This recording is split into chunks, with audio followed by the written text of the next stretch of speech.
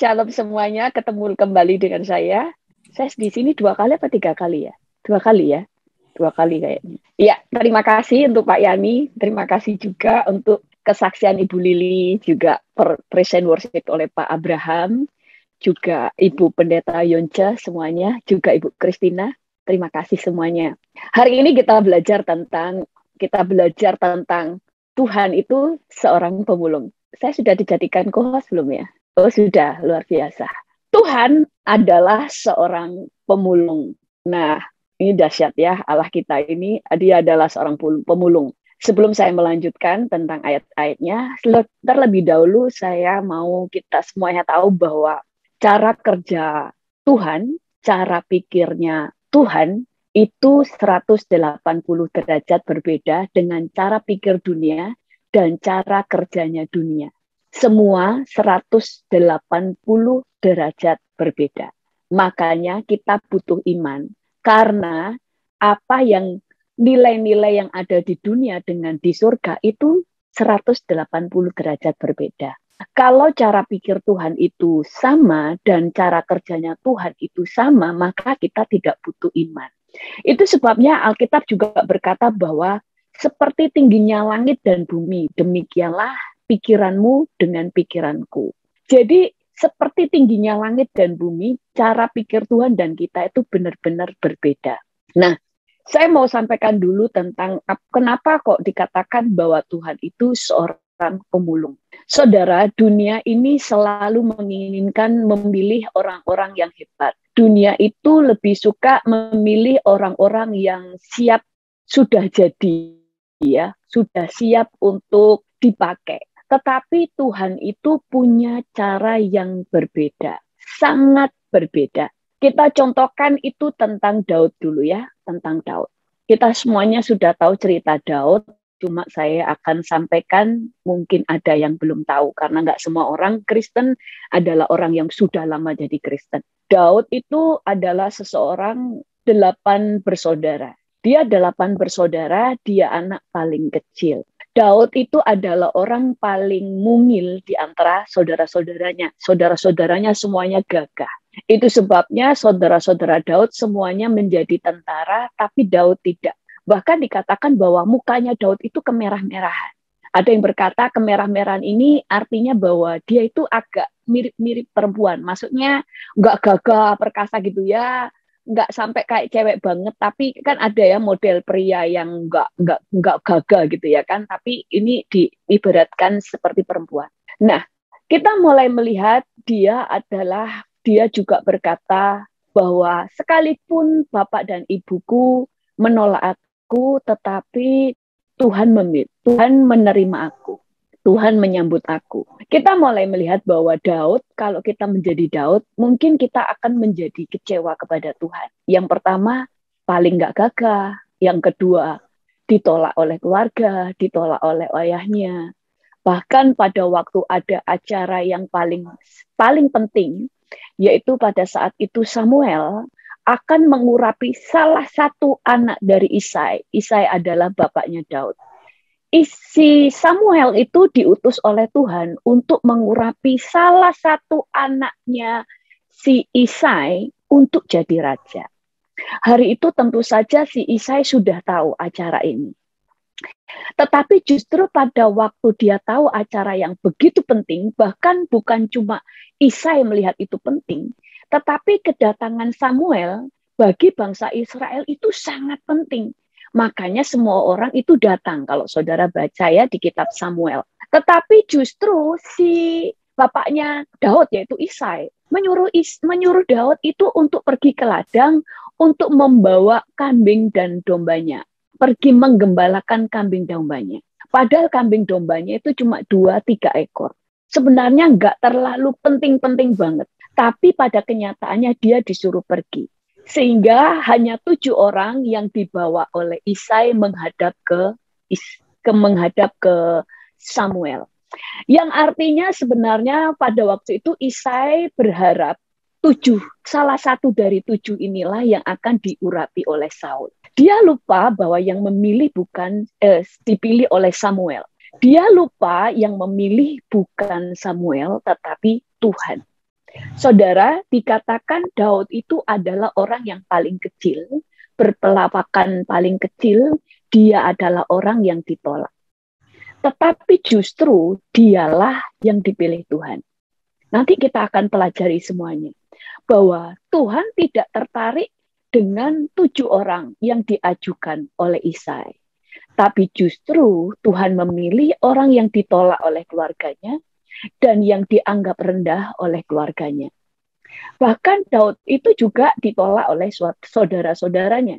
Makanya pada waktu Daud itu diutus oleh Isai untuk membawa makanan waktu saudara-saudaranya berperang, saudara-saudara yang tentara, waktu itu mereka lagi ketakutan lihat Goliat. Pada waktu Daud membawa makanan, saudara-saudaranya bukannya terima kasih, malah membentak dia dan memarahi, dan mereka berkata, kamu itu ada apa ke sini? Pasti kamu ke sini untuk memata-matai. Padahal sudah jelas, Daud membawa makanan untuk mereka. Jadi Daud adalah orang yang ditolak keluarganya. Maka kalau saudara, kita semua menjadi Daud, mungkin kita akan berpikir, saya orang paling malang. Saya ditolak keluargaku, kakak-kakakku jahat, kakak-kakakku semuanya gagah, saya diciptakan Tuhan paling kecil, paling jelek, dan sebagainya. Tetapi justru Tuhan memilih dia. Kemudian kita baca ayatnya ya,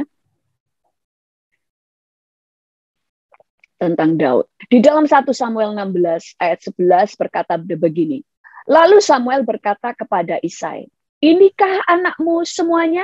Jawabnya, masih tinggal yang bungsu, tetapi sedang menggembalakan kambing domba. Kata Samuel kepada Isai, suruhlah memanggil dia, sebab kita tidak akan duduk makan sebelum dia datang kemari. Kalau bukan Samuel yang menyuruh untuk Isai memanggil, maka dia tidak akan dipanggil. Bahkan kalau Samuel tidak bertanya, hanya inikah anakmu? Maka Isai juga tidak menyebutkan bahwa dia punya anak Daud. Ini padahal acara yang sangat penting. Nah, kemudian juga dikatakan di ayatnya kemudian, ayatnya satunya nggak saya tulis. Nah, kemudian kita mulai melihat bahwa justru Tuhan memilih Daud, bukan memilih yang lain. Nah, kemudian kita juga belajar dari Yefta. Dikatakan di dalam Alkitab, di dalam Hakim-Hakim 11 ayat 1 dan 3, adapun Yefta, orang Goliat itu adalah seorang pahlawan yang gagah perkasa, tetapi ia anak seorang perempuan sundal. Ayah Yefta ialah Gilead. Juga istri Gilead melahirkan anak-anak lelaki baginya. Setelah besar anak-anak istrinya ini, maka mereka mengusir Yefta. Katanya kepadanya, engkau tidak mendapat milik pusaka dalam keluarga kami, sebab engkau anak dari perempuan lain.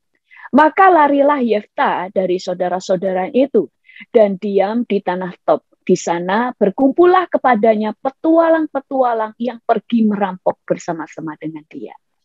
Diceritakan bahwa Yefta adalah anak seorang perempuan sundal. Yefta adalah anak perempuan sundal.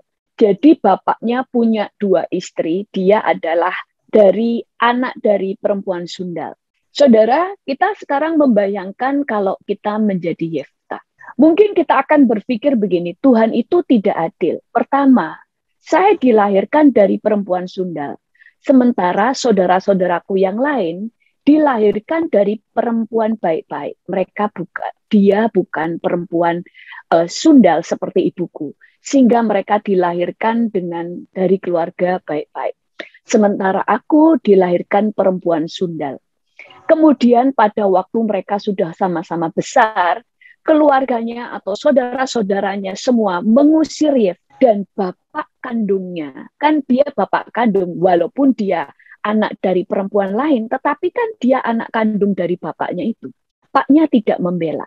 Pada saat itu tentu yang menjadi hati Yefta, pertama, Tuhan tidak adil. Kedua, dia melihat penolakan dari keluarganya. Bahkan keluarganya, kamu tidak memiliki hak atas ahli waris, engkau tidak akan mendapatkan warisan, dan engkau ini adalah tidak mendapatkan milik pusaka dari keluarga. Seakan begini, dia tidak punya hak apa-apa atas keluarga itu, tidak punya warisan apapun, dia seakan-akan bukan anggota keluarga mereka. Dan bapaknya pun diam saja, seakan-akan dia benar-benar bukan anggota keluarga, padahal dia adalah anak kandung bapaknya, walaupun dia adalah anak tiri atau saudara tiri bagi keluarganya, buai saudara-saudara dan ibu tirinya. Mungkin kalau kita menjadi Yeftah, kita akan menjadi kecewa. Tetapi sekali lagi kita melihat, siapa yang kemudian Tuhan pilih menjadi pemimpin? Bukan salah satu dari keluarga yang lahir dari perempuan baik-baik, tetapi yang dipilih Tuhan justru adalah Yeftah. Mungkin keluarganya itu adalah orang-orang yang berpendidikan tinggi. Sementara Yeftah pada waktu diusir, sebentar ya, saya mau mute semuanya.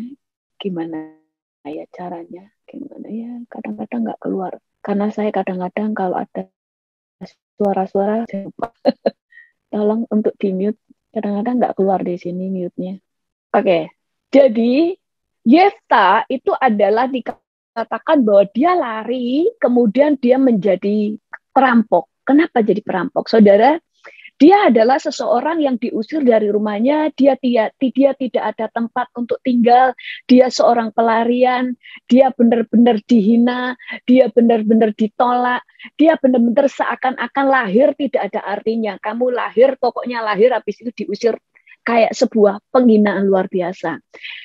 Tetapi justru kalau orang melihat dia punya masa depan yang buruk, dia diusir keluarganya, dia bisa dikatakan tidak memakai nama keluarganya karena dianggap dia bukan lagi ahli waris, dia berkumpul dengan para perampok, tetapi justru dia yang dipilih Tuhan, bukan mereka. Kenapa? Saudara, Tuhan itu adalah Allah yang mengasihi dan Allah yang adil. Kalau dunia ini sudah menolak kita, Tuhan itu tidak akan menolak juga. Tuhan itu adalah Allah yang gini, kalau dunia menolak kamu, masakan Tuhan juga menolak. Justru karena dunia menolak kamulah Tuhan memilih kamu. Itu sebabnya di dalam kehidupan kita, jangan kita mudah pahit dan kecewa. Saat orang tua kita menolak, saat keluarga kita, bahkan lingkungan kita menolak, masih ada Tuhan yang tidak akan menolak. Bahkan kalau kita pelajari di Alkitab, selalu yang menjadi pilihan pertama Tuhan untuk dipakai Tuhan atau diangkat Tuhan, selalu mereka yang ditolak. Yang menjadi pilihan pertama Tuhan bukan mereka yang diagungkan, yang diharap-harapkan dunia, tidak.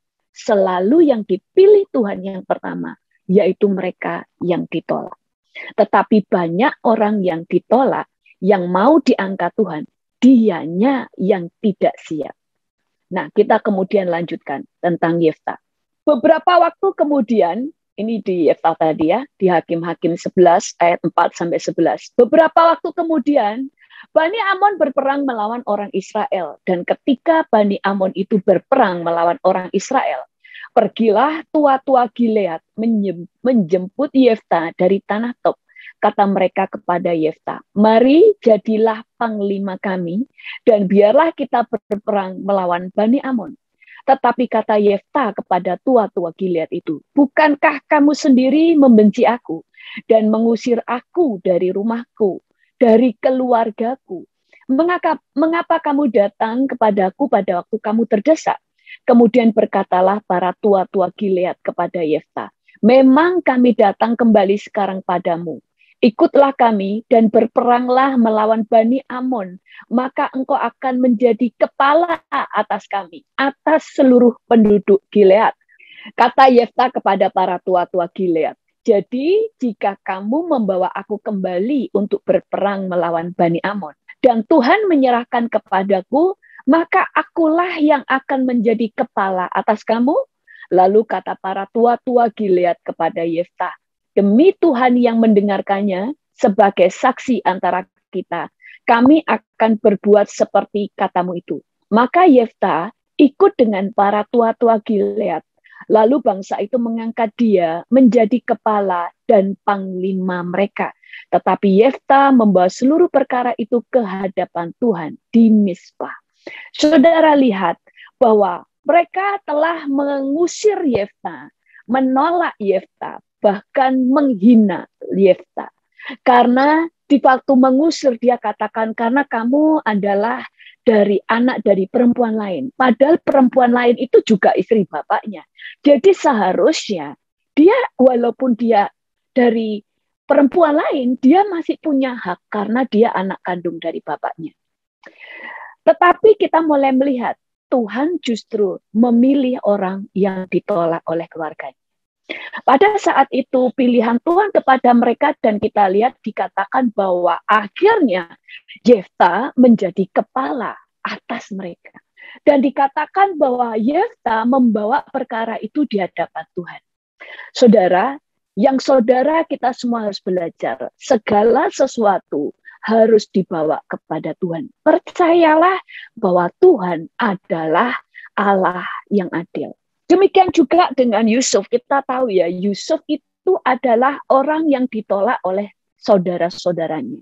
Bahkan saudara-saudaranya waktu Yusuf membawa makanan untuk membawa pada waktu mereka di padang untuk menggembalakan kambing domba, Yusuf membawa makanan. Sama seperti halnya Daud, saudara-saudaranya bukannya senang, tapi justru melempar dia ke sumur. Bahkan mereka berencana membunuh Yusuf. Tetapi karena mereka kemudian tidak jadi membunuh, mereka membuangnya, menjualnya menjadi budak. Saudara, kalau saudara menjadi Yusuf, apa respon saudara? Apakah respon saudara seperti Yusuf? Mungkin saudara akan berkata, Tuhan itu tidak adil. Kenapa saya dibiarkan? Apalagi dia mengalami proses yang begitu lama tuh saudara, dia bagaimana mengalami proses 13 tahun, itu waktu yang tidak sebentar. Dia harus dipenjara selama 7 tahun. Dia kemudian menjadi budak selama bertahun-tahun.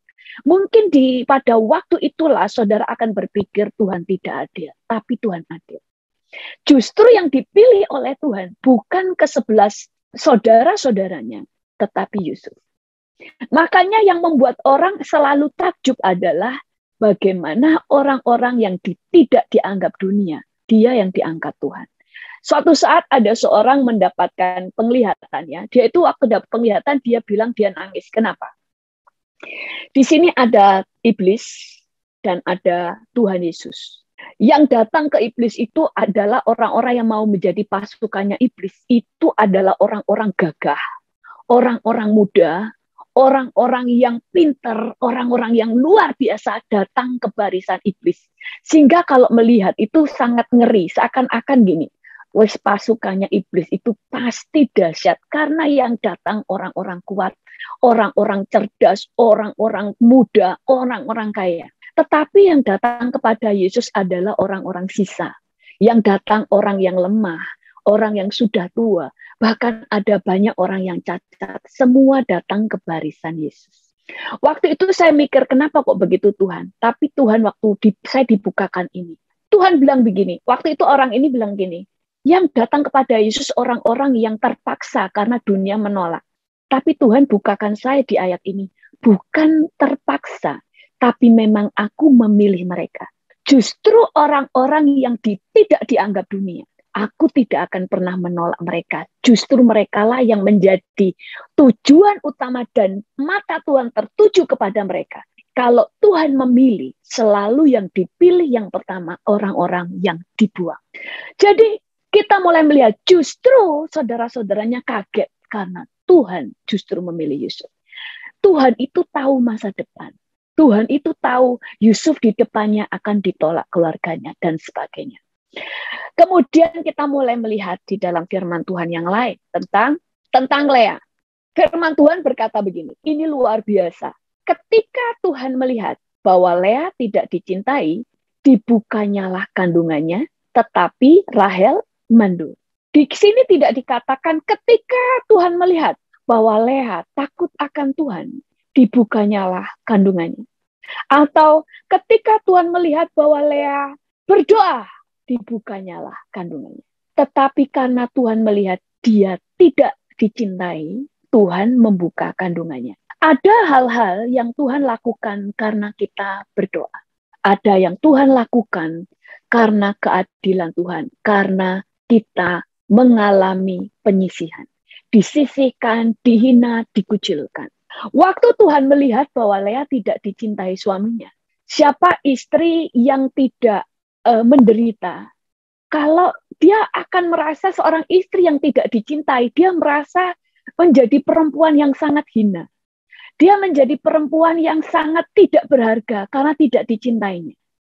Apalagi suaminya punya 2 istri dan suaminya sangat cinta dengan Rahel.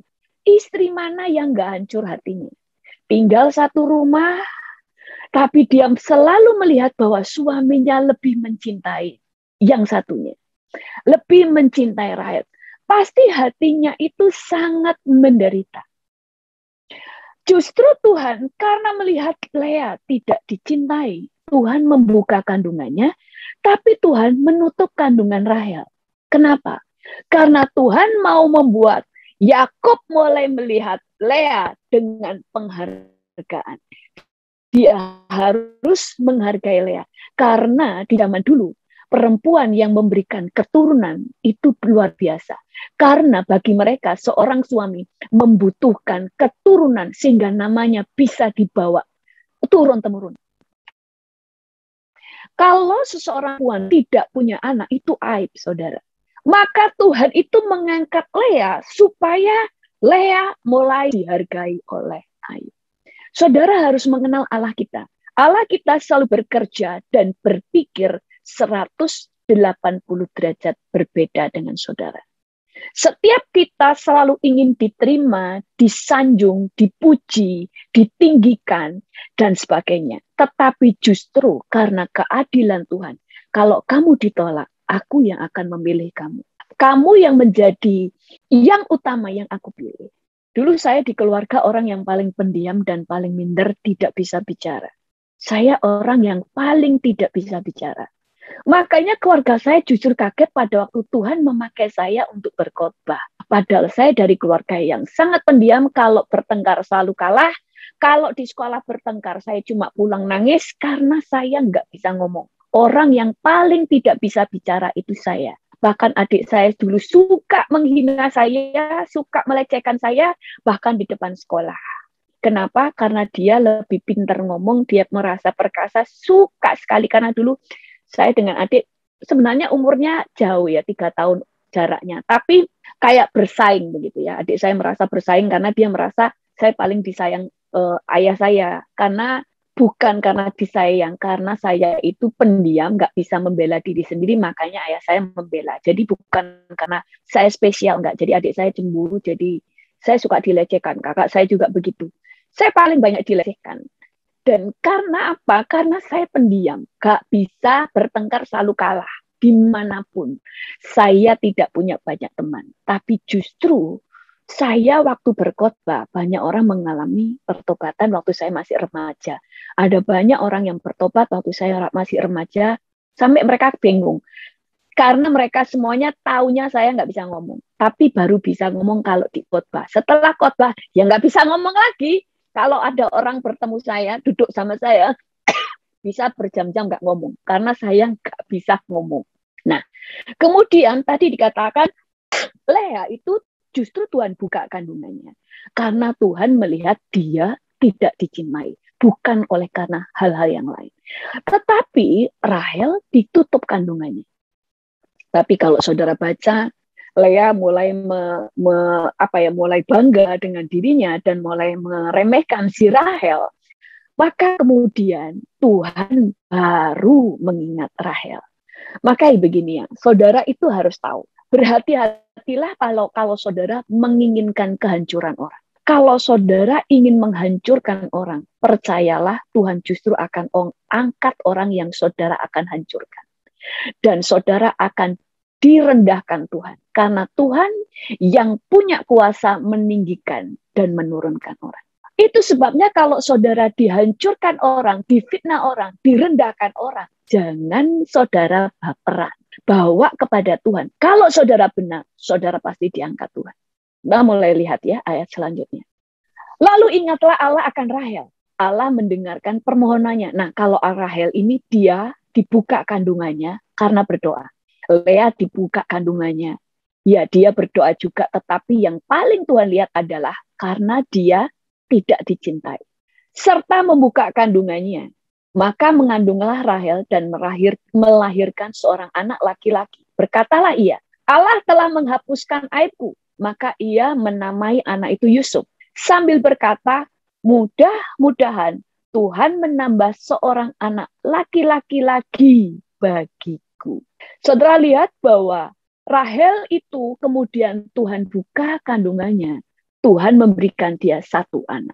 Tetapi waktu dia berdoa, Tuhan kalau boleh sih saya dikasih, nggak maksa Tuhan, kalau boleh sih kasih satu lagi. Dan Tuhan jawab, makanya anaknya Rahel cuma 2. Sementara Lea anaknya 7, yang dari kandung Lea ya, bukan dari pembantunya, apa itu namanya, hambanya ya. Dia punya 7 anak. Tapi saudara lihat, walaupun 7 anaknya Lea ada 7, anak Rahel hanya 2. Tapi anak Rahel lah yang dipilih Tuhan untuk menjadi pemimpin besar, yaitu Yusuf. Yusuf menjadi pemimpin di Israel, sehingga lewat Yusuf, dia menyelamatkan keluarganya, menyelamatkan Mesir, bahkan menyelamatkan dunia yang pada waktu itu mengalami masa kelaparan. Betapa adilnya Tuhan. Itu sebabnya respon yang benar itu penting. Apakah saudara semakin hancur atau semakin naik? Banyak orang semakin hancur karena pada waktu dihancurkan, dia baper, dia kecewa, marah ke Tuhan, marah ke semuanya, malah mundur. Ya hancurlah kamu. Karena yang menghancurkan itu orang lain bisa hancurkan, tapi tidak akan berhasil selama saudara tidak menghancurkan dirimu sendiri. Makanya saya pernah menulis, bunuh orang-orang yang menghancurkan kamu dan menghina kamu. Maksudnya ini istilahnya untuk dihiperbola aja. Dengan kesuksesanmu. Jangan membunuh dirimu sendiri dengan baper. Justru pada waktu kamu dihina, dilecehkan, difitnah, gak usah dengerin, lebih fokus bahwa apa yang mereka katakan akan terbukti salah. Bukan membela diri dengan perkataan. Saudara itu punya Tuhan. Kalau saudara nggak punya Tuhan, bolehlah saudara baper. Tapi itu yang menjadi prinsip saya selalu. Kayak misalnya di YouTube ada yang kritik saya, misalnya khotbah saya dicuplik, dikritik. Saya nggak mau baper. Saya malah senang. Wah, justru orang ini mempromosikan saya gratis. Bahkan ada agama lain ya, orang agama seberang. Dia membahas video saya dicuplik, padahal salah. Dicupliknya itu kan kata-kata tentang banyak orang Kristen apa ya, saya lupa. Itu dicuplik untuk membenarkan agama mereka.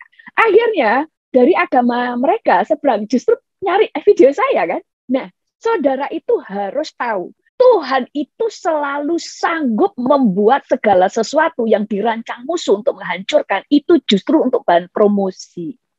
Hanya saja sering kita hancur, padahal Tuhan itu selalu memilih orang yang dihina, dihancurkan. Tapi kitanya yang seringkali Tuhan justru membuka jalan untuk promosi, kitanya yang menghancurkan diri sendiri. Dengan baper, dengan kecewa. Kecewa sama Tuhan, kecewa dengan orang-orang, kemudian mundur. Ya jadilah seperti yang kamu harapkan. Makanya dunia tidak bisa menghancurkan saudara. Yang bisa menghancurkan saudara adalah diri saudara sendiri. Karena Tuhan itu selalu matanya tertuju justru kepada yang ditolak. Nanti ada ayatnya. Lalu berikutnya adalah Hana. Kita baca ayatnya. Hana ini di dalam 1 Samuel 1 ayat 6 berkata begini. Tetapi madunya selalu menyakiti hatinya supaya ia gusar. Karena Tuhan telah menutup kandungannya. Demikianlah terjadi dari tahun ke tahun. Setiap kali Hana pergi ke rumah Tuhan, penina menyakiti hati Hana, sehingga ia menangis dan tidak mau makan. Jadi, suami Hana, yaitu Elkana ya namanya, saya sampai lupa, ya Elkana, dia itu punya istri Penina dan Hana. Penina ini punya banyak anak, tapi Hana itu mandul. Dan dari tahun ke tahun, Hana itu selalu dihina oleh penina. Sehingga sampai dikatakan Hana ini menangis dan tidak mau makan. Berarti perkataannya penina, madunya itu setiap kali itu sangat menyakiti. Saudara kalau jadi Hana waktu itu mandul, maka yang dia tanggung adalah pertama, dia pasti merasa gini, aduh aku nggak bisa ngasih suami ke suamiku ya. Merasa kayak perempuan yang tidak berguna karena aku nggak bisa ngasih anak, nggak bisa ngasih keturunan. Karena di zaman itu keturunan itu sangat penting. Memberi anak perempuan tanpa laki-laki aja mereka sudah ngerasa tidak berharga, apalagi nggak punya. Pasti dan pada zaman itu orang yang tidak punya anak dianggap sebagai orang yang terkutuk. Orang yang terkutuk atau orang yang punya dosa sehingga dia punya aib. Karena pasti ini dikutuk Tuhan karena nggak punya anak. Sehingga saudara bisa bayangin, bertahun-tahun pasti jadi pergunjingan. Kedua, pergunjingan masih bolehlah selama dicintai suami dan bisalah saya masuk rumah saya tutup, gak usah dengerin. Lah ini madunya ada di rumahnya. Setiap hari dia dihina sampai dikatakan dia menjadi gusar, dia menangis sampai gak doyan makan. Saudara kalau jadi Hana, seperti apa respon saudara? Pasti pertama mulai kecewa sama Tuhan. Gak Tuhan-Tuhanan, gak gereja-gerejaan. Terlalu aku menderita. Tapi saudara harus tahu, justru Hana dipilih Tuhan untuk melahirkan seorang nabi besar, yaitu Samuel. Yang Alkitab berkata, Samuel semakin besar, semakin dicintai manusia dan dicintai Tuhan. Dan dia mengurapi 2 raja. Dia salah satu nabi besar yang dihormati oleh Israel. Tuhan tidak memilih bahwa Samuel akan dilahirkan oleh penina, tapi justru dilahirkan oleh orang yang mandul, yang selama ini direndahkan oleh madunya.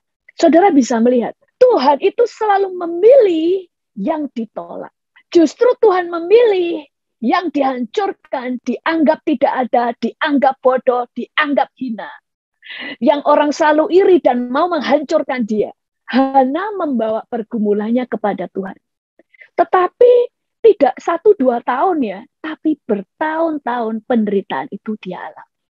Dan Hana kemudian pada waktu punya anak, seringkali itu Tuhan itu sudahlah. Tuhan itu punya banyak cara. Dia lulus. Dia orang yang penuh dengan penderitaan dan sebagainya. Tuhan bisa saja kan memilih salah satu dari anak dari penina, tapi Tuhan memilih dari orang yang dianggap mandul. Makanya kalau saudara lihat di Alkitab, nabi-nabi besar lahirnya dari perempuan-perempuan yang justru adalah mandul. Isa itu lahir justru dari Sarah yang mandul. Banyak sekali yang Tuhan pakai justru adalah wanita yang tadinya mandul. Kenapa? Karena mereka sudah dihina oleh seluruh dunia. Masyarakat menghina dia perempuan yang terkutuk. Tapi justru orang-orang besar dilahirkan oleh mereka. Kemudian kita baca ayat selanjutnya. Dan Tuhan mengindahkan Hana sehingga dia mengandung dan melihat. Oh inilah nanti ya. Dan melahirkan 3 anak laki-laki dan 2 anak perempuan lagi. Kok ayat yang lain nggak muncul ya? Saya sudah ketik tadi, kadang-kadang hilang. Jadi ceritanya Hana itu kemudian dia berdoa kepada Tuhan dan Tuhan itu kemudian membuat dia punya anak lagi, punya anak Samuel. Kalau saudara lihat, tadi ada ayatnya cuma hilang ya. Kadang-kadang kalau ayat tambahan itu saya save ternyata tidak tersave. Di situ diceritakan pada waktu Samuel itu masih kecil, baru lepas susu. Saudara kalau baru lepas susu itu masih kecil kan? Baru lepas susu dibawa Hana ke rumah Tuhan untuk karena dia pernah bernasar kalau aku dikasih anak-anak ini akan kupersembahkan kepada Tuhan. Saudara, dia punya anak cuma 1. Tapi anak satu-satunya baru lepas susu. Dia harus lepaskan, dia harus serahkan kepada di rumah Tuhan, di bawah pengasuhan Imam Eli. Saudara bisa bayangin. Saudara kalau zaman sekarang, saudara bisa lihat anak saudara mungkin lewat Zoom, bisa telepon. Zaman dulu itu jauh saudara. Tidak ada telepon. Jadi saudara itu seakan-akan hilang. Anakmu itu baru lahir sudah hilang. tetapi justru kemudian Tuhan memberi dia anak lagi. Karena Tuhan mengasihi dia, karena dia rela kehilangan, Tuhan kemudian memberi dia 2 anak laki, 2 anak perempuan, dan 3 anak laki-laki lagi. Jadi anak Hana ada 6. Tuhan menghapus aibnya. Kemudian Batseba. Saudara, Batseba kita semuanya tahu, dia telah diambil raja untuk disetubui, yang artinya dicemari. Kemudian Batseba suaminya dibunuh, dan setelah suaminya dibunuh, anak Batseba yang dia kandung mati. Yang paling kasihan itu Uria. Dikatakan bahwa Uria itu dikatakan begini, kemudian berkatalah Daud pada Uria. Uria waktu itu baru pulang dari, pergilah ke rumahmu dan basuhlah kakimu. Ketika Uria keluar dari istana, maka orang menyusul dia dengan membawa hadiah raja. Tetapi Uria membaringkan diri di depan pintu istana bersama-sama hamba tuanya dan tidak pulang ke rumahnya. Diberitahukan kepada Daud demikian. Uria tidak pergi ke rumahnya. Lalu berkatalah Daud kepada Uria, bukankah engkau baru pulang dari perjalanan? Mengapa engkau tidak pergi ke rumahmu? Tetapi Uria berkata kepada Daud, tabut serta orang Israel dan orang Yehuda diam di dalam pondok. Juga tuanku Yoab dan hamba-hamba tuanku sendiri berkemah di padang.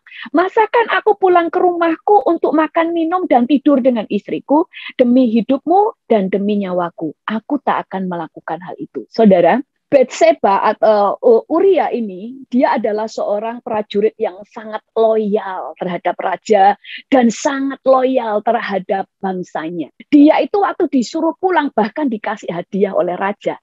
Orang kan langsung senang ya pulang, dia tidak mau pulang. Bahkan tidur di pelataran kerajaan. Dia ngomong, saya tidak akan pulang, masa saya tidur sama istriku sementara yang lain perang. Kenapa? Daud itu ingin menyuruh Uria pulang supaya bersetubuh dengan istrinya, supaya waktu hamil itu seakan-akan dia adalah anaknya Uria. Daud waktu itu berpikiran jahat. Kalau kita jadi Batseba, kita akan merasa sangat duka cita karena pada waktu setelah dicemari oleh Daud, dia merasa berkhianat pada suaminya. Suaminya yang begitu baik dan juga baik kepada raja dibunuh. Dan sebagai rakyat, dia tidak bisa berbuat apa-apa, dia tidak bisa melawan raja. Tetapi saudara melihat, istri Daud itu punya banyak istri dan punya banyak gundik. Tetapi orang yang dipilih Tuhan melahirkan raja besar, yang dikatakan tidak ada orang sebelum dan sesudah dia punya hikmat seperti dia, adalah Batseba. Batseba lah yang dipakai Tuhan untuk melahirkan Salomo, bukan istri-istri Daud yang lain. Kenapa? Karena Tuhan melihat dia sudah sangat direndahkan, dia mengalami ketidakadilan, suaminya dibunuh, justru Tuhan memilih dia. Makanya kalau saudara disisihkan, kalau saudara benar loh ya, ada orang-orang merasa diperlakukan tidak adil, padahal salahnya sendiri, tapi berpikir orang lain yang melakukan kesalahan. Nah ini salah, ya terserah, berarti dia belum dewasa. Tapi kalau saudara memang benar, diperlakukan tidak benar, ada Tuhan yang mengangkat saudara. Jadi saudara jangan takut. Kemudian ayat selanjutnya. Mazmur 39 ayat 19. 34 ayat 19. Tuhan itu dekat kepada orang yang patah hati. Dan ia menyelamatkan orang-orang yang remuk jiwanya. Batseba adalah orang yang mengalami patah hati dan remuk jiwanya. Justru Tuhan menolong dia. Tuhan itu selalu 180 derajat berbeda dari cara dunia. Pandangan pertama Tuhan, pilihan pertama Tuhan selalu yang dibuang, yang tidak dianggap ada, yang disakiti, yang dibenci oleh dunia, selalu menjadi pilihan Tuhan utama. Selalu mereka yang dipilih dulu, bukan yang sudah terima dunia.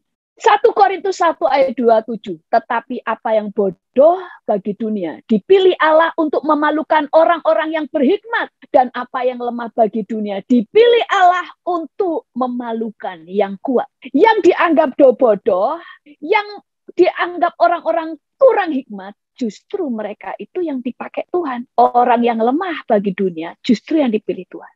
Kenapa?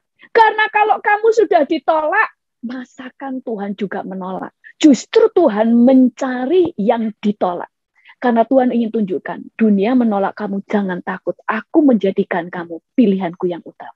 Contohnya itu Saul. Saudara itu seringkali, sekali lagi, Tuhan itu selalu memilih orang yang ditolak. Orang yang menganggap dirinya itu paling rendah dan sebagainya. Kita lihat ya Saul ya. Di dalam 1 Samuel 9 ayat 20b sampai 21 berkata gini, ini Samuel. Samuel ngomong sama Saul, tetapi siapakah yang memiliki segala yang diingini orang Israel? Bukankah itu ada padamu dan pada seluruh kaum keluargamu?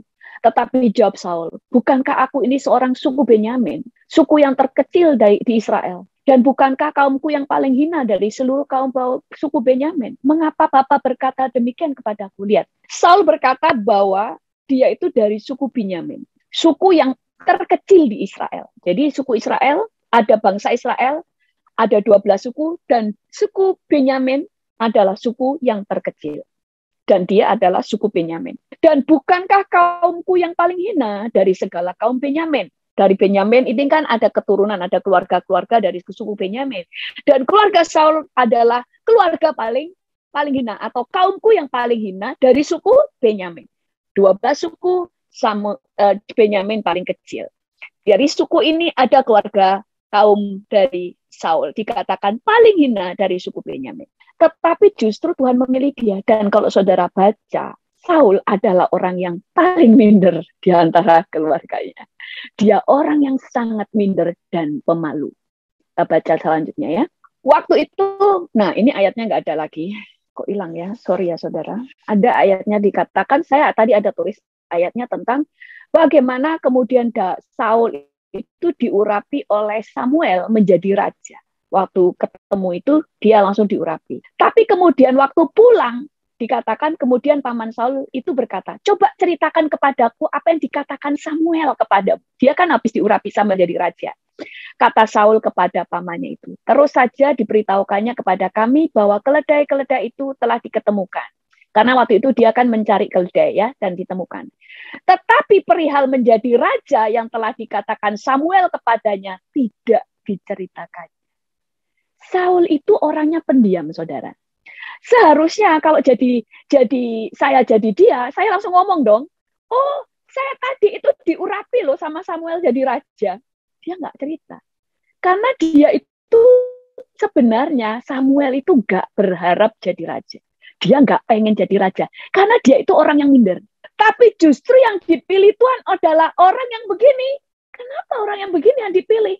Justru dari suku yang paling kecil, dari kaum yang paling hina, dan orang paling minder. Orang yang paling tersisih justru dipilih Tuhan. Karena Tuhan itu ingin menunjukkan, aku mengasihi kamu. Hanya saja respon kita yang benar atau tidak. Kita siap atau tidak. Saul justru menjadi orang yang pertama dipilih Tuhan menjadi raja. Saya buktikan bagaimana pemalunya Saul. Mudah-mudahan ayatnya nggak hilang juga. Nah ini, waktu Samuel memanggil seluruh bangsa Israel untuk memperkenalkan, ini loh Saul sebagai raja. Kita lihat, sesudah itu disuruh nyalah Benyamin. Benyamin kan dari suku dari Saul ya. Setelah semua suku dipanggil satu persatu, akhirnya yang paling suku terkecil kan Benyamin. Yang terakhir di suku Benyamin dipanggil. Menurut kaum keluarganya, maka didapatinya keluarga Matri. Akhirnya disuruh nyalah kaum keluarga Matri tampil ke muka. Jadi suku Benyamin muncul. Dari suku Benyamin kan ada keluarga dan keluarga Matri dipanggil ke depan. Matri tampil ke muka seorang demi seorang. Maka didapatinya Saul. Yang dipanggil adalah Saul dari keluarga Matri. Tetapi ketika ia dicari, ia tidak ditemukan. Sebab itu ditanyakan pula lah kepada Tuhan. Saul itu nggak ada. Sampai Samuel tanya sama Tuhan. Apa orang itu juga datang kemari? Tuhan menjawab, sesungguhnya ia bersembunyi di antara barang-barang. Saul saking pemalu dan mindernya, dia sembunyi. Tidak mau dipanggil. Sampai ada orang-orang yang harus menyusul dia. Padahal mau jadi raja. Lalu pada waktu dia sudah mulai diumumkan dia menjadi raja, orang-orang Dursila berkata gini. Tetapi orang-orang Dursila berkata, masakan orang gini dapat menyelamatkan kita? Mereka menghina dia dan tidak membawa persembahan kepadanya. Tetapi Saul pura-pura tuli. Saudara, Saul itu punya kesempatan. Saul itu karena dia yang terkecil, paling hina, paling pemalu, paling minder. Orang tidak ada, selalu punya. Tidak mungkin orang tiba-tiba minder. Kalau dia nggak merasa dia paling terkucil, dia paling nggak bisa apa-apa, dia paling rendah, ya kan? Dia memalu dan dia minder. Tapi justru Tuhan pilih orang begini. Hanya saja Saul tidak membereskan hatinya. Dia terus masih kecewa dengan masa lalunya. Dia tetap membiarkan mindernya. Yang menjadi saudara tidak bisa diangkat. Bukan Tuhan tidak bisa angkat saudara. Tetapi seringkali orang waktu Tuhan buka. Nah, Tuhan membuka jalan, gak nunggu saudara itu beres. Saudara dihina, saudara dihancurkan. Tuhan membuka jalan untuk promosi. Hanya saja seringkali kita menjadi seperti Saul. Waktu diangkat Tuhan, dia tidak membereskan mentalnya, mindernya, insecure karena orang minder selalu merasa nggak aman tentang dirinya. Dia selalu nggak aman tentang orang lain. Seharusnya waktu dia tahu bahwa Tuhan memilih dia, dia langsung bereskan hatinya bahwa aku ini dipilih Tuhan. Tuhan mengasihi aku walaupun memang aku terkecil. Aku orang dari suku paling hina. Aku tadinya pemalu, aku minder. Tapi toh Tuhan memilih saya. Seringkali yang menjadi penghalang kita adalah kita baperan. Sehingga Tuhan itu sudah kasih promosi. Waktu kita sudah diangkat. Bukan Tuhan merendahkan. Kita jatuh sendiri. Jadi makanya seringkali kita melihat banyak orang-orang yang merasa disisihkan keluarga dan sebagainya. Mereka lebih suka merenung-renungkan perkataan orang. Sehingga dia akhirnya menghancurkan dirinya sendiri. Tetapi kalau kita belajar bagaimana bukti di Alkitab, Tuhan selalu memilih. Kalau saudara lihat, semua kebanyakan yang mandul justru dipilih Tuhan untuk melahirkan orang besar. Karena dia sudah bertahun-tahun mengalami penghinaan karena dianggap orang yang terkutuk. Kita mulai melihat bagaimana cara Yusuf berespon, cara Yefta berespon, cara Rahel, cara Hana, cara Daud untuk berespon. Jadi sekarang kita melihat mental dalam kehidupan sehari-hari aja. Kalau ada orang dihina nih. Ya sudahlah, saya nggak mau pelayanan lagi lah. Orang-orang juga nganggap saya begitu. Saya tidak mau lah. Di gereja nggak dianggap. Saya nggak mau ke gereja lah. Lah semua orang begitu sama saya. Saudara menghancurkan dirimu sendiri. Padahal justru orang yang seperti inilah yang akan dipilih Tuhan. Tapi justru saudara seperti Saul lebih suka membiarkan ikatan masa lalu menghalangi kita naik. Padahal raja pertama yang dipilih Tuhan langsung. Makanya kita mulai belajar di sini. Tuhan itu adil. Orang yang selalu berkata bagaimana inilah, itulah, menyesal inilah, kecewa itulah, baper itulah. Percayalah, Tuhan itu angkat saudara, tapi saudara menghancurkan dirimu sendiri. Kemudian ayat berikutnya. 1 Samuel 2 ayat 8 berkata, ia menegakkan orang yang hina dari dalam debu dan mengangkat orang yang miskin dari lumpur untuk mendudukkan dia bersama-sama dengan para bangsawan dan membuat dia memiliki kursi kehormatan sebab Tuhan mempunyai alas bumi dan di atasnya ia menaruh daratan. Jadi kita mulai melihat dunia saja mengakui bahwa orang sekitar orang lain tidak bisa menghancurkan kita selama kita tidak menghancurkan diri sendiri. Kayak dulu cerita tentang siapa ya yang berkata begini, dunia bisa memenjarakan aku, tapi aku tidak pernah membiarkan jiwaku terpenjara. Saya lupa ya siapa itu, jiwaku terpenjara. Karena perkataannya tetap menggema di seluruh dunia dan menginspirasi banyak orang. Apalagi kita punya banyak Tuhan. Justru kalau kamu dibuanglah, Tuhan pilih. Seperti tadi Tuhan katakan, Tuhan dekat dengan orang yang remuk hatinya dan yang patah hatinya dan remuk jiwanya. Tuhan dekat dengan orang-orang yang demikian. Makanya Alkitab berkata, Tuhan dekat dengan orang-orang yang dianggap hina. Maka Tuhan katakan, orang yang melayani orang yang dianggap hina, dia melayani aku. Sampai dikatakan orang yang melayani orang yang dianggap hina ini, dia melayani aku. Karena Tuhan itu berdiri bersama mereka. Hanya saja orang-orang yang kekanak-kanaan lebih suka baperan, sedikit-sedikit kecewa, sedikit-sedikit marah, sedikit-sedikit tersinggung untuk hal-hal yang gak penting. Maka hidup kita mulai melihat, justru saudara mulai ubah cara pikir dan mata kita. Mulai melihat cara pikir Tuhan dan cara kerja Tuhan 180 derajat berbeda dengan dunia. Kalau dunia menolak saudara, justru itu kesempatan Tuhan mengangkat saudara. Hanya siapkan hati saudara, lepaskan trauma masa lalu, lepaskan semua. Jangan terikat, karena dunia memang mau hancurkan saudara. Dengan cara apa? Mental saudara dihancurin. Supaya waktu Tuhan angkat saudara, yang membuat saudara tidak bisa diangkat adalah saudara sendiri. Saul sudah jadi raja, diumumkan, dan semua harus tunduk. Bahkan Samuel sudah memberikan aturan-aturan apa saja yang harus dilakukan rakyat. Apa saja hak-haknya raja. Rakyat harus memberikan upeti, harus tunduk, harus ini, harus ini. Semuanya sudah diberikan. Tapi yang menghalangi dia bisa terus naik. Karena hatinya sendiri yang tidak mau membereskan. Sehingga dia jatuh karena kesalahan sendiri. Amin.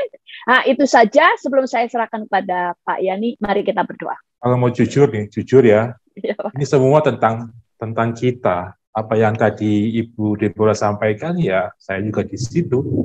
Orang yang tidak dihitung, orang yang terbuang, orang yang cadel. Ngomongnya suka bengkok-bengkok atau suka nggak jelas suaranya. Tapi di tempat yang dibuang itu Tuhan sisihkan, Tuhan latih saya, hingga akhirnya Tuhan bisa menggunakan orang yang tidak dihitung itu menjadi orang yang terhitung. Sekalanya untuk kemuliaan nama Tuhan. Dan saya rasa semua kita yang hari ini hadir ngalami dengan bermacam-macam bentuk pembentukan Tuhan untuk menjadi orang yang spesial. Yang dibuang, dipungut Tuhan, dibersihkan untuk tujuan nama Tuhan dipermuliakan. Saya kira itu yang luar biasa dari Tuhan kita, ya. Ya, itulah kita sekalian.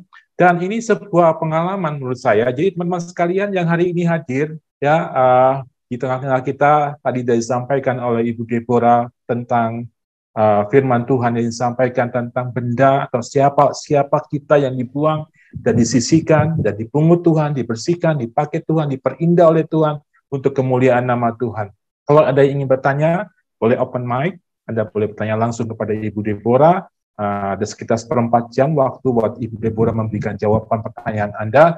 Tetapi jika Anda tidak sempat buka mic, Anda bisa membuat di chatting tempat kita ini, chatting kita. Boleh. Nah, Ibu Deborah, tadi ada satu hal yang saya ingin tanyakan juga untuk memperjelas, ya, terkadang ya skenario Tuhan terhadap kita bukan maunya kita, tapi maunya Tuhan. Terkadang saat Tuhan ingin berbuat sesuatu, tadi ada kata kunci, jika tiba-tiba Tuhan mengubah kita nggak siap. Nah, bagaimana Bu mempersiapkan diri kita jika tiba-tiba Tuhan mau menata atau membangun hidup kita tujuan Tuhan sebelum menunggu pertanyaan yang lain? Firman Tuhan itu kan berkata begini, kita itu harus selalu berpikir positif. Itu benar. Kita itu selalu harus berpikir positif bahwa segala sesuatu yang terjadi selalu lihat positif. Kalau saudara selalu berpikir positif, belajar melihat segala sesuatu yang gelap, sekalipun saya ada khotbah di YouTube saya tentang mata lebah. Orang yang punya mata lebah itu selalu mencari, dia sanggup melihat terang di antara gelap. Dia sanggup melihat hal yang baik di antara yang buruk. Kalau saudara selalu belajar melihat positif, waktu Tuhan angkat saudara, saudara bisa diangkat. Contohnya ya, kita nggak usah dulu ngomong tentang yang di Alkitab. Orang dunia, coba orang yang berhasil, selalu mereka yang punya pikiran positif. Walaupun mereka direndahkan, mereka dianggap tidak berhasil. Bahkan kita lihat kapan hari Jack Ma, dia orang yang sangat miskin. Ngelamar di mana-mana ditolak, iya kan? Dia kesaksian kan? Tetapi dia selalu berpikir positif bahwa saya berhasil, saya bisa, bahwa dunia ini belum berakhir. Tidak ada jalan buntu kalau saya berusaha. Ini kalau mereka. Tapi kalau kita itu kan tahu bahwa ada Tuhan. Tuhan itu akan mengangkat saya pada waktunya. Karena Tuhan itu tidak akan membiarkan kita terus terpuruk. Makanya mental yang penting. Gini, banyak orang itu cuma taunya iman. Iman tanpa mental yang kuat, percuma. Saudara bisa percaya, Yesus bisa angkat saya. Tapi mental saudara pecundang, iman saudara tidak menolong. Karena iman dan mental harus berjalan bersama-sama. Mentalmu bisa membunuh imanmu. Saya katakan saya orang paling minder. Keluarga saya tahu, saya orang paling minder. Bahkan saya dulu pernah nyanyi. Dipanggil nyanyi, dipaksa untuk nyanyi di Natalan. Kakak saya nyanyi, adik saya nyanyi. Saya waktu dipanggil tiba-tiba gemetar. Saya ngomong nggak jadi. Teman-teman saya marah, kenapa saya motivasi mereka yang pemalu-pemalu. Untuk Tuhan harus semuanya sudah tampil. Saya sendiri gemetar. Saya nggak jadi tampil sampai diumumkan. Deborah nggak jadi nyanyi, nggak jadi katakan. Jadi saya benar-benar karena malu, saking pemalunya. Nah, saya punya iman, Tuhan hanya Tuhan yang bisa angkat saya. Tapi mental saya menghalangi saya. Makanya akhirnya saya ngomong sama Tuhan. Tuhan, saya pengen gak minder. Terus Tuhan cuma tegur saya begini. Tidak ada yang bisa nolong kamu. Kecuali kamu yang keluar dari dirimu sendiri. Dari mindermu. Sehingga saya kemudian paksa sampai Tuhan tuh perlihatkan saya. Orang itu lo gak tahu yang di dalam hatimu. Tuh orang itu cuma tahu yang ada di luarnya. Kamu harus keluar dari sana. Waktu saya mulai memaksa, saya mulai dari minder saya. Mulai memandang segala sesuatu dengan berpikir positif, maka Tuhan itu mudah ngangkat saya. Waktu pertama saya bikin YouTube, itu tiba-tiba dibilang sesat, bisa saja kan hancur berkeping-keping ya kan. Misalnya kan saya waktu itu ngomong Yohanes 10 ayat 10 ya kan. Wah, Yohanes 10 itu kan nggak bicara uang. Ya memang nggak bicara uang, tapi berdampak ke uang. Nah, langsung dibilang sesat kan bisa saja hancur. Tapi karena mulai berpikir positif, semua orang menghiburnya gini, pendeta-pendeta besar yang lain juga dibilang sesat, ngapain saya hancur berkeping-keping terus, ya kan? Nah, itu mentalnya yang harus dirubah. Berpikir positif. Silakan Pak Yani, gitu Pak Yani. Iman dan mental harus saling menopang. Ya seringkali tidak muncul imannya besar, tapi mentalnya enggak. Mentalnya enggak kuat. Atau kadang-kadang mentalnya keberanian, tapi enggak punya iman. Maksudnya iman dengan mental beriring-iringan. Oke, good. Luar biasa. Ini satu pewahyuan baru. Nah, pertanyaan lagi nih. Bagaimana, Pastor? Bagaimana doa kita saat kita dilecehkan, dihakimi, selalu disalahkan, agar tidak sampai menyakiti hati kita? Terima kasih, Pastor. Wah, luar biasa. Pertanyaannya ini curhat juga kayaknya. Nah, kadang-kadang kita itu begini. Bagaimana caranya saya nggak sakit hati dan sebagainya gini loh. Kalau saudara masih berdoanya, masih memikirkan gimana cara berdoa supaya saya tidak sakit hati, berarti pikiran saudara itu masih terfokus dengan apa kata orang. Masih berfokus dengan orang-orang yang menyakitkan hati. Saudara, mental pemenang itu nggak begitu. Mental pemenang itu nggak terlalu pusing dengan orang yang orang katakan. Justru kalau orang katakan A, ini teman-teman saya ada yang kalau yang dekat-dekat dengan saya tahu. Saya itu selalu kalau misalnya ada orang memfitnah saya atau berusaha untuk menghancurkan saya itu selalu tambah senang. Saya ngomong begini, wah, tambah, misalnya ada orang memfitnah, misalnya bilang begini, misalnya, kalau orang yang bikin YouTube itu kan, misalnya ya, dulu ada ya, misalnya begini, orang yang bikin YouTube itu kan karena kedagingan, pingin terkenal, ya kan, pingin terkenal. Sebenarnya orang yang rohani, yang kita itu orang-orang yang beriman, gak perlu pakai YouTube-YouTubean, karena tulus berkhotbah. Kalau yang di YouTube itu seakan-akan mau nginjil, padahal kepingin terkenal. Pastor ada yang ngomong gitu, loh ya enggak apa-apa. Gak marah, loh enggak. Justru tambah bikin yang banyak. Itu mental pemenang. Loh, dibilang misalnya ini, ada orang ngomong begini, apa kalau orang itu loh kalau jualan, jualannya begini, paling-paling nggak laku, paling-paling jualannya itu nggak enak, nggak mungkin lah berhasil. Orang mental pemenang, justru jualan. Itu bukan menghancurkan orang itu. Saudara sedang menghancurkan rancangan iblis yang berusaha mematahkan mental saudara. Kalau ada orang, kenapa ada orang yang suka menyakiti saya? Justru bersukacitalah. Ada orang-orang yang selalu menghina saya. Sudahlah, nggak usah didengerin. Justru tunjukkan saudara tidak seperti apa yang dia katakan. Jadi fokus saudara adalah bukan mendengarkan penghinaan dan mereka yang menghancurkan. Tapi apa yang saudara harus lakukan supaya apa yang mereka katakan terbukti nggak benar.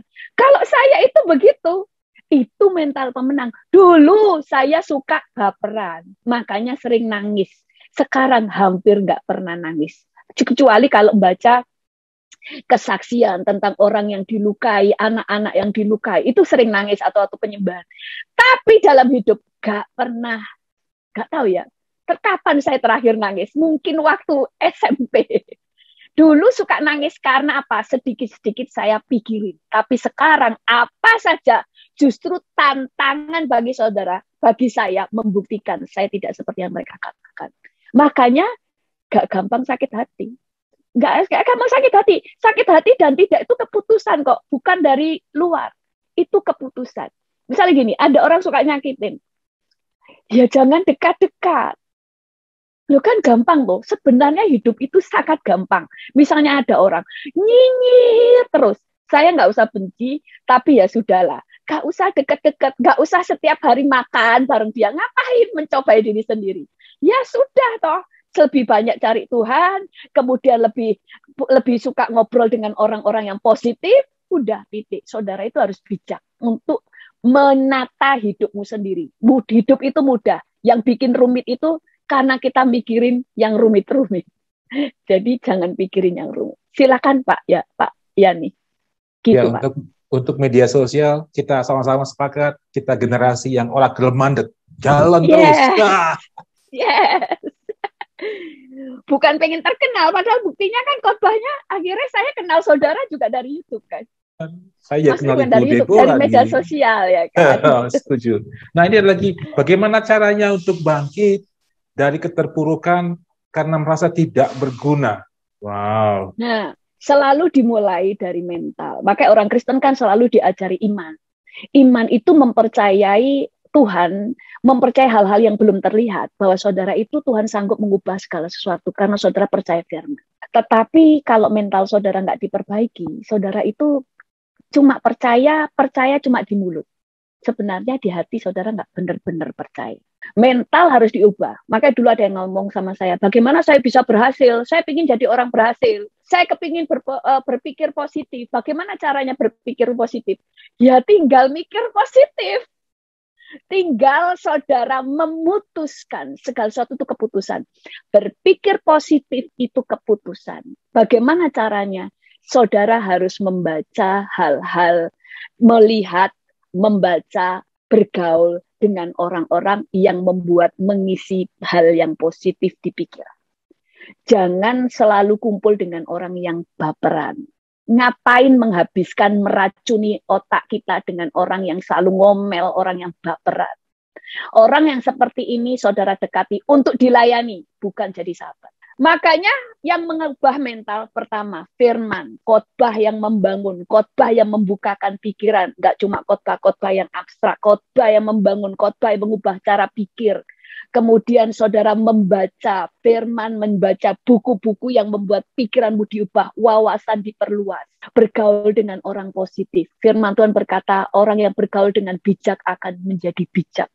Jadi saudara akan bisa berpikir positif kalau saudara berpikir positif. Nah, contoh, kenapa ada negara yang daerah miskin, orang-orangnya nggak bisa keluar dari kemiskinan? Karena kumpulannya juga orang-orang yang punya mental miskin. Kemarin saya cerita, teman saya di video saya tentang relevan, saya ceritakan teman saya itu dulu cerita dia dari Sulawesi. Dia bilang saya dari keluarga miskin, tidak punya pengalaman, tidak punya kemampuan atau sesuatu lah, kemampuan untuk bisa bagaimana keluar dari kemiskinan. Kemudian dia sekolah di kota Malang, teman-temannya semuanya orang Chinese. Dia bilang orang Chinese itu pintar cari duit, apa saja jadi duit. Tidak lama bergaul dengan mereka, mental bisnisnya mulai muncul, sehingga dia mulai berkembang, dia bisa berdagang ini, berdagang itu, hanya karena bergaul dengan orang-orang yang bisa bisnis. Jadi kalau saudara ingin punya pikiran positif, masukkan terus firman-firman yang mengubah cara pikir, firman-firman tentang janji-janji Tuhan, kemudian saudara juga membaca buku yang membuka wawasan dan bergaul dengan orang-orang yang positif. Jangan terlalu mikirin, kayak contohnya kalau ada orang mulai remehkan saudara, yang dipikirin, direnungin, dibawa tidur itu, ya saudara, itu pikiran saudara nggak akan bisa berubah sebelum saudara mengisi dengan hal yang berbeda.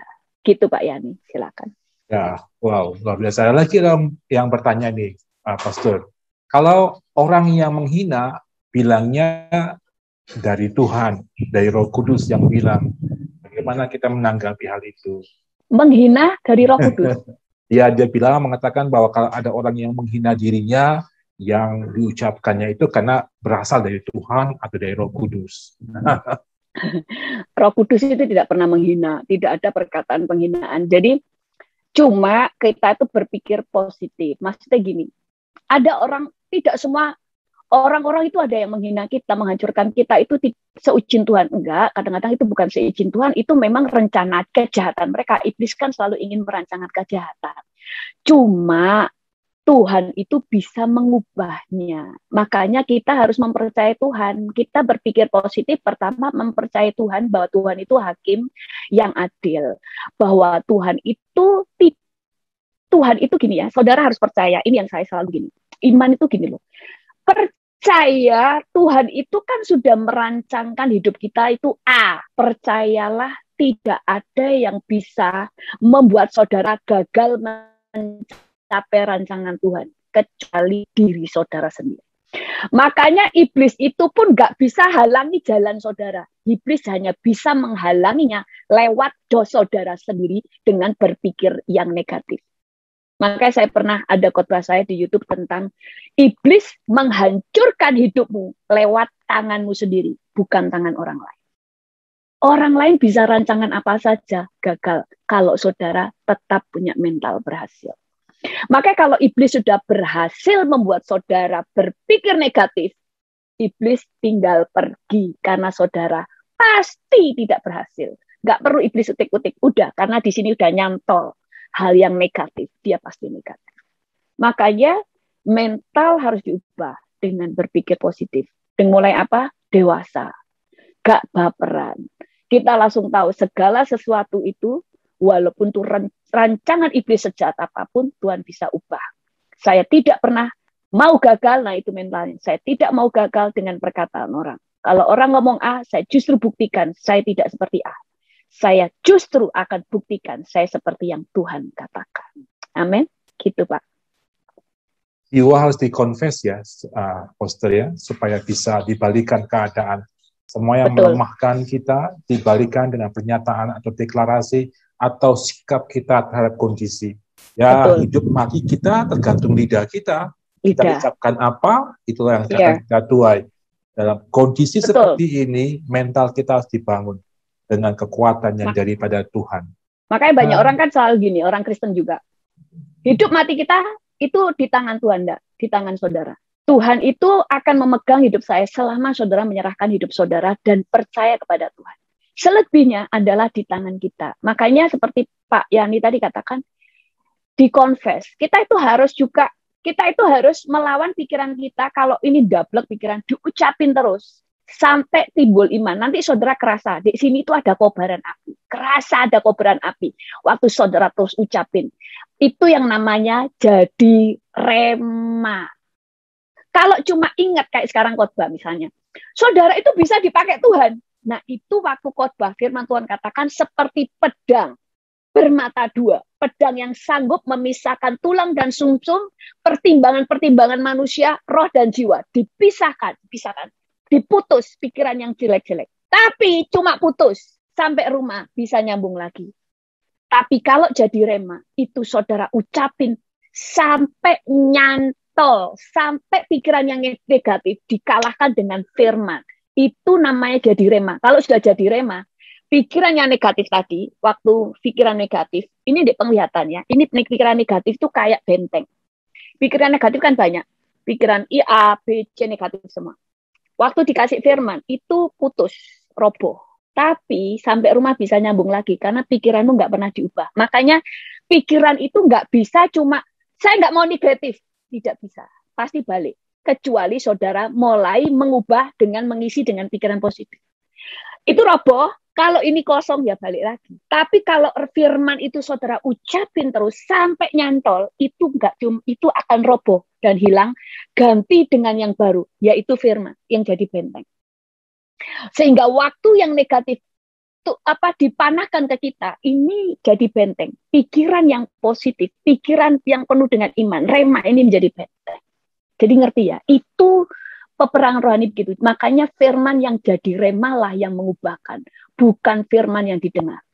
Firman didengar hanya mengubah hari itu. Makanya gembira setelah pulang, kemudian sedih lagi, duka cita lagi, berpikir negatif lagi. Tapi firman yang jadi rema itu nyantol mengubah cara pikir. Gitu. Silakan Pak Yani. Luar biasa. Ini lagi Pastor. Wah, ini materinya luar biasa nih. Menarik sekali. Bagaimana caranya kita lepas dari memori masa lalu yang kerap muncul dan membawa kepahitan supaya kita mengalami pembaruan pikiran dan pemulihan. Yo, bagaimana nih Pastor? Kalau yang Tuhan ajarkan sama saya dulu ya, saya dulu ada orang itu, orang ini suka menghancurkan pelayanan orang. Dia memfitnah, nggak cuma saya, semua orang hamba Tuhan itu difitnah, nggak takut sama Tuhan. Difitnahin, diomongin, kalau ngelecehkan itu di hadapan banyak orang, itu suka ngelecehkan. Ada anak pelayan Tuhan, itu orangnya pendek ya kan, dia kalau ngomong, orang ini loh kayak tuyul, ini pelayan Tuhan, dikatakan orang ini kayak tuyul, kemana-mana lihat aja jangan kayak tuyul, itu kalau ngomong saya di hadapan orang, dan kalau memfitnah itu di hadapan orang, itu saksi dusta. Saya itu kalau disakiti hati saya nggak masalah, tapi jangan hina orang tua saya, gitu kan. Orang ini pernah nggak kenal orang tua saya, nggak pernah ketemu, tapi kalau ngomong sok tahu. Orang tua saya di kota yang lain, dia tidak pernah ketemu, tidak pernah kenal, tidak pernah tahu keluarga saya. Dia ngomong, wah ini papa mamanya itu suka sekali ngaksa dia untuk menikah, padahal orang tua saya justru pacaran saja saya dilarang. Ini katanya saya disuruh, dipaksa untuk nikah dan sebagainya, sering begitu. Terus difitnah kemana-mana. Saya itu santai karena saya nggak mikirin saya pelayanan. Saya nggak sadar, ternyata itu saya pahit, tapi saya nggak sadar. Karena saya sibuk pelayanan. Sampai suatu saat malam itu saya mimpi 3 bulan berturut-turut. Setiap kali lihat wajah dia, saya maki-maki di mimpi. Padahal di dunia nyata enggak. Baru saya tahu kalau saya pahit, saya maki-maki. Setiap ketemu orang itu di mimpi, saya bencinya setengah mati. Saya maki-maki, saya bilang gini, kamu saya laporkan polisi. Karena kamu suka sekali ngomong yang enggak benar. Saya bilang gitu. Terus tabire saya sadar. Kenapa mimpi orang ini terus? Saya bersyukur ya Tuhan kasih itu sehingga saya tahu kalau saya pahit. Kemudian Tuhan ngomong, lepaskan pengampunan. Waktu saya melepaskan pengampunan, Tuhan ampuni saya, aku mengampuni dia gampang. Tapi Tuhan ngomong, ampuni sebut namanya. Saya sebut namanya rodok jengkel, tapi saya harus lakukan. Dan Tuhan katakan setiap mimpi itu muncul, saya harus doain lagi, aku mengampuni dia, sampai akhirnya Tuhan katakan aku memberkati dia. Sampai saya mengatakan aku melepaskan pengampunan. Di dalam nama saya harus diucapin, supaya iblis dengar. Karena iblis kan yang ngasih mimpi itu supaya kita juga sakit hati terus. Terus saya ngomong, Tuhan, hei iblis, engkau dengar, aku sudah mengampuni dia di dalam nama, tapi di sini masih luka. Setiap orang itu muncul di mimpi saya tetap masih maki-maki, saya benci. Terus saya bilang, Tuhan, aku melepaskan pengampunan sama dia. Aku memberkati dia, walaupun di sini masih sakit hati. Tapi saya ucapkan, aku memberkati dia, aku mengasihi dia. Iblis nggak bisa membaca yang di hati. Sampai akhirnya, waktu mimpi sekalipun, tidak mempengaruhi hati saya santai. Lihat dia di muka dia, tapi setelah itu sudah nggak pernah lihat lagi. Karena waktu dia lihat di mimpinya, atau ada orang sebut namanya, saya biasa aja. Bahkan orang ngomong, kamu dulu sakit hati menyakiti dia dalam hal apa, saya udah lupa. Makanya saya tadi ceritanya sudah agak lupa, karena sudah nggak menyakitkan. Jadi caranya, lepaskan pengampunan terus-menerus. Bukan gini, saya sudah mengampuni, ya, tapi hatimu belum sembuh. Itu mengampuni sampai ke rohmu, maka diucapin terus. Bukan di dalam hati, ucapin sampai iblis mendengar. Sampai akhirnya saudara bisa melupakannya, atau kalau tuh ingat pun tidak sakit hati lagi. Karena iman itu aktif, nggak pasif, nggak cuma tolong doakan saya supaya saya bisa mengampuni. Enggak, itu keputusan saudara. Saudara harus jadi pemenang. Saudara harus berjuang sendiri. Silakan Pak Yani. Apa bedanya antara Amsal 18, hidup dan mati dikuasai lidah, dengan hidup mati di tangan Tuhan? Iya, saya tadi kan katakan, hidup mati di tangan Tuhan kalau saudara menyerahkan hidup saudara kepada Tuhan. Tapi ada dua, di tangan Tuhan dan di tangan perkataan kita. Walaupun di tangan Tuhan, kalau perkataan saudara itu salah, saudara bisa mati sebelum waktunya. Contoh, misalnya ada orang suka maki-maki orang. Banyak orang dibunuh karena sakit hati dengan perkataan orang itu, betul? Apakah Tuhan kan bisa menghalangi? Ya, Tuhan bisa halangi. Tapi Tuhan sudah ngomong, hidup dan matimu dikuasai oleh lidahmu. Jadi, ya kamu harus tahu. Makanya kita itu gak bisa lihat firman itu cuma satu ayat. Kita itu harus rangkum ayat secara utuh. Hidup mati dikuasai Tuhan, iya. Tapi Tuhan kalau sudah ngomong, hidup mati juga dikuasai oleh lidah kita. Berarti lidah kita juga punya andil. Makanya saya ada khotbah saya tentang tidak semua yang terjadi seizin Tuhan. Ada kehendak Tuhan, ada seizin Tuhan, ada seizin kita. Iblis itu nggak bisa menghancurkan hidup saudara. Iblis tidak bisa mencobai saudara. Kecuali dua hal. Seizin Tuhan atau seizin saudara. Kalau Tuhan tidak izinkan, iblis nggak bisa cobai. Seperti yang terjadi pada Ayub. Itu karena ada tudung Tuhan. Kalau Tuhan izinkan tudungnya dibuka, izin boleh cobai. Tapi Tuhan bisa tudung, kasih tudung, dan iblis tidak boleh mencobai. Tapi yang bisa buka tudung itu adalah kita sendiri. Makanya Tuhan kita katakan gini, orang itu dicobai oleh keinginannya sendiri. Jadi iblis bisa hancurkan saudara, bisa mencobai saudara. Bukan karena Tuhan izinkan, tapi saudara yang mengizinkan. Tuhan itu bisa halangi, Tuhan tidak izinkan. Tapi saudara itu punya hak untuk memilih. Hidup dan mati di tangan Tuhan, ya, tapi saudara punya hak memilih. Lihat, ada orang yang bisa bunuh diri, kan? Hidup mati dikuasai oleh lidah, di tangan Tuhan, iya, tapi saudara bisa bunuh diri. Loh, kan di tangan Tuhan, bunuh diri apa kemudian pisaunya nggak nancep? Enggak. Di tangan Tuhan kalau kamu menyerahkan kepada Tuhan, tapi kamu punya hak untuk memilih bunuh diri atau enggak, atau perkataanmu sendiri. Memperkatakan yang kematian terus, ya saudara bisa mati. Kayak dulu ada hamba Tuhan yang selalu ngomong, saya pingin mati. Ada hamba Tuhan yang kesaksian. Akhirnya dia mati sungguhan karena ketakutan hidupnya. Mati sungguhan. Kenapa? Dia selalu ngomong bicara kematian. Silakan Pak Yani. Apa sebenarnya arti saya memberkati dia? Ini pertanyaannya simple, tapi enggak bisa mendalam. Gini, kalau saudara itu sakit hati dengan orang, saudara mengharapkan kehancuran orang itu. Pasti. Saudara pasti berharap orang itu dibalas Tuhan. Pasti. Semua. Gak ada. Malaikat pun paling mungkin juga sama dengan kita. Tapi yang kita itu begini loh. Tuhan itu cuma mau kita ini hatinya beres.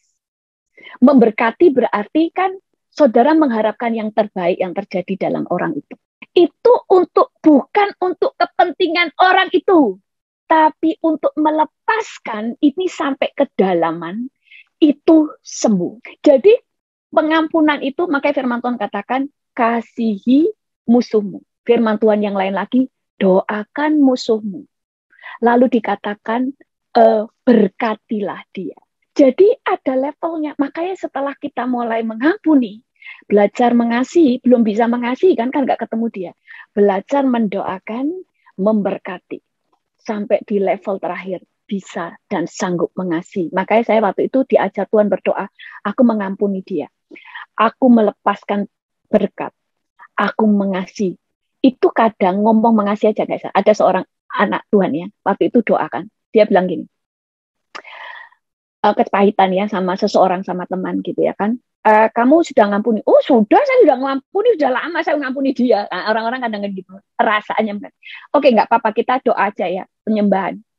Oke, sekarang doakan dia. Dia ngomong, Tuhan, aku melepaskan pengampunan Tuhan, aku mengampuni dosanya. Terus kita ngomong, sebutkan namanya. Waktu sebutkan namanya, Tuhan, aku melepaskan pengampun kepada Mbak, terus nangis, gak bisa nyebut nama aja, gak bisa. Seringkali kita merasa bisa, sudah mengampuni. Tapi belum sampai ke roh. Makanya kenapa gak sembuh? Apakah tadi sudah mengampuni? Sudah memang, tapi saudara gak sembuh. Itu sampai ke dalam, sampai akhirnya dia waktu ngelepasin pengen, sampai kita doakan, kita tengking ya, kita ikat semua roh-roh yang pahit, kita cabut semuanya. Baru kemudian dia bilang, bisa sebutin namanya, sekaligus muntah-muntah. Sering kali kita nggak bisa sebutin. Apalagi ngomong saya mengasihi dia, tambah nggak bisa. Kayaknya bisa, tapi di dalam doa sering kali nggak. Jadi gimana cara sembuhnya? Begitu. Jadi memberkati itu gimana? Saudara itu sampai akhirnya diajar Tuhan itu di sini itu tulus. Aku melepaskan berkat, aku memberkati dia. Tuhan berkati hidupnya, aku mengasihi dia. Gak gampang saudara minta musuh kita diberkati, gak gampang. Makanya kalau sampai-sampai saudara berdoa begitu, itu bukan untuk kepentingan orang itu, tapi supaya di sini itu dilepasin satu persatu sembuh. Karena ikatan kepahitan pertama, benci. Kemudian itu ikatannya terikat banyak saudara. Itu sampai harus dilepasin satu persatu sampai akarnya kecabut. Itu yang membuat saudara sembuh. Akarnya sampai kecabut yaitu tadi, sampai saudara bisa ngerasain waktu lihat dia, gak apa-apa. Makanya perlu saudara bisa, kalau belum bisa sembuh, sampai doa memberkati, mengasihi, dan sebagainya. Nah itu. Silakan Pak Yan. Itu pertanyaan yang terakhir. Dan luar biasa, sungguh diberkati dengan penyampaian firman Tuhan dari Ibu Deborah. Dan saya percaya apa yang ditaburkan tidak akan pernah lalu dengan sia-sia. Semua diberkati Tuhan. Dan semua komentar dan chatting memberikan statement yang mengatakan sangat diberkati. Terima kasih Ibu Deborah Kristanto buat penyampaian firman-Nya. Ini satu pembelajaran yang ajaib. Bahwa pertama kita adalah orang-orang yang dibuang, tapi dipakai Tuhan. Sampah yang kotor dibersihkan, kain kotor dibersihkan Tuhan dan dicuci Tuhan dan di tempat untuk kemuliaan nama Tuhan. Dan satu hal lagi yang perlu kita waktu kita dipakai Tuhan sebagai alat kendaraannya, nikmati sebagai sebuah kehormatan yang daripada Tuhan dan dilakukan dengan terbaik. Saya berikan waktu bagi Ibu Shirley untuk menyampaikan kata sambutan atau kata-kata ucapan terima kasih buat ibadah hari ini.